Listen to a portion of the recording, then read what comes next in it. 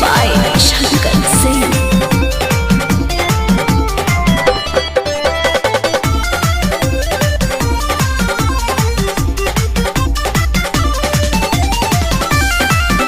DJ Basir Bhagwanpur Simra Mobile number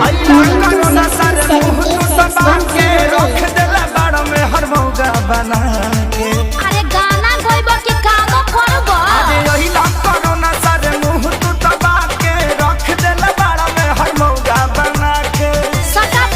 दादा lockdown खुली अब कब जी अरे कब जी अरे कब जी अरे कबो ना जी हमर मौगी खेलत बिया पबजी हम तो दुनु बेरा काटतानी सब्जी हमर मौगी खेलत बिया पबजी हम तो दुनु बेरा काटतानी सब्जी ए देखो हौ लुगा धइल बा आदमी खानी खींच दो ना तो पुलिस के फोन करके कह देब कि हमार भतार 4 दिन से खोखता। अरे ना हो जातानी हां ठीक बा जल्दी जा।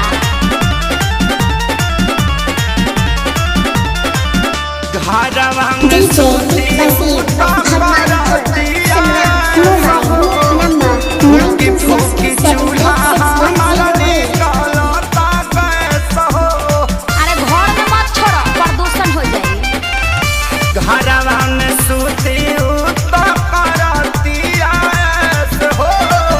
फूकी फूकी चूल्हा हमारे निकलता गैस हो झाड़ू लगाई फिर पोछा लगाई अपन दर्द के तना ले बता तो बैठ के हुड़बा बाबू दिन तू देखौला ए रब जी अरे रब जी अरे रब जी हमर मौगी खेलत बिया पबजी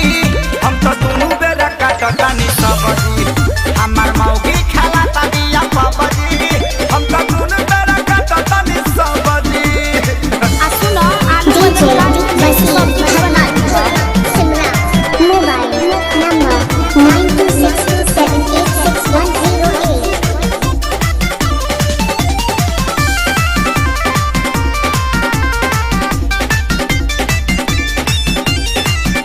माझी माझी बरतन दर्द करता कालाई अब से करो ना सरऊ लेला तू विदाई सार साहू मत करो चुपचाप काम करो ई जाए वाला नहीं थे।